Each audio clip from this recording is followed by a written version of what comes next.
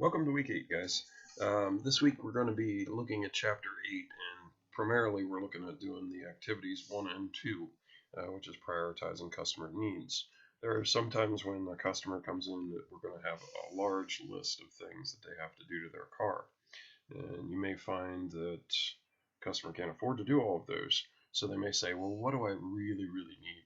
And with the use of prioritizing, we can kind of say, well, this particular item that you need, for example, like a tie rod end is loose, we may not have much time on that. That may need to be done immediately. So that's what the book refers to as a must repair. So we must repair that. Could would be like air conditioning doesn't work. You could repair it. You don't have to. Perhaps it's wintertime. You don't really need it other than defroster, which could be an argument to say, well, it's upgraded to a must because without the air conditioning, it's not going to defrost as well. That's kind of right in the middle there. It's kind of a gray area. But for the most part, air conditioning in the wintertime, you're probably still going to have defroster working enough to do the job. So that would be more of a could. Well, yeah, we do have an air conditioning problem, but you could get through the winter. We could do that in the summer. So save the money until the summer, and then we know we have to do that repair. Must, should, could is our three prioritizing categories according to the textbook for chapter 8. And should would be something like the tires don't fail inspection, but they're getting close, and it's coming up on winter. We're going to have snow, ice, and it would probably be a good idea to do that. And it could even be dangerous to not do it, so that's a should. Another example in the textbook they give you is a plastic cover on the engine. Doesn't really do anything, it's just a nice dressing. And if it's broken, that could be replaced, but it doesn't have to be. So to restore the car back to original, then yeah, you'd have to do it. But it's more of a could. So that's what we're trying to get you to do, is look at those videos and prioritize on your repair order. And that repair order is an electronic copy. You can fill out on that repair order if you have Word, enable editing, and then you can fill it out. Or if not, if you're not sure how to do that, just simply print it out and then write in what you want to put in there. So for example, the customer concern would be we're doing an inspection. So in the case of the videos, state inspection would be your customer complaint or your customer concern. And then the cause is where we're going to put our prioritizing. The cause would be, for example, ball joints are bad. So we'll say must replace ball joints. They're loose. It's going to break. It could cause the customer to crash. We should repair the worn out tires.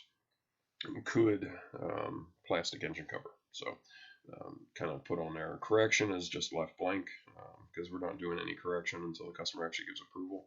So that's that part. The other portion of this that your textbook gets into is features and benefits.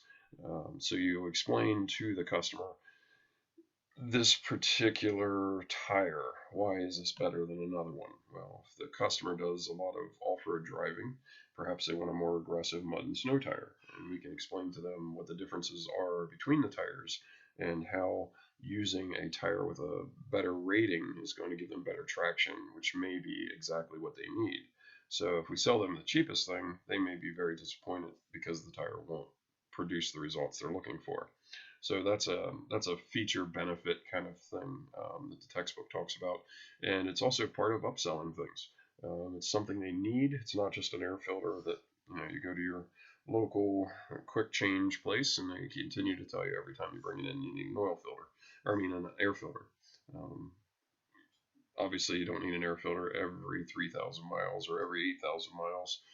That's kind of absurd. So you know better, but you will see that sometimes the automotive industry isn't necessarily always the most honest industry in the world. Your shop that you go to work at will be. And if not, then you need to walk out the door and find a different place. But there are very reputable shops out there. And unfortunately, the small number of shops that do the things that we're talking about here, recommending that, hey, we need to replace, the alternator. There's nothing wrong with it, but we're going to replace the alternator. Or, oh man, the noise that you hear, that's your rear differential. You have to replace that. It's full of metal. And take it to another person and they say, no, there's nothing wrong with that. It's just tire noise you're hearing, something really cheap and simple to fix. So those kind of places give the automotive industry a bad name. Obviously, we're here at SMCC trying to teach you the proper way to do things and ethical way to do things, to make sure that you have a really good reputation, and reflects back on the school as well. So,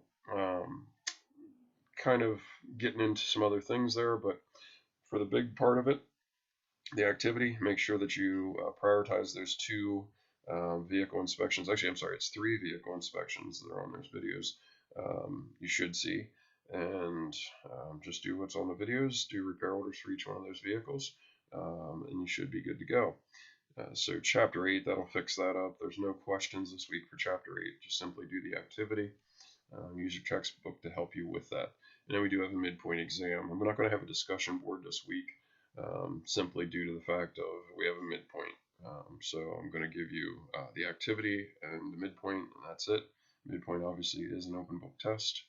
If you have any questions at all about week 8, send me an email. And otherwise, have yourself a great week.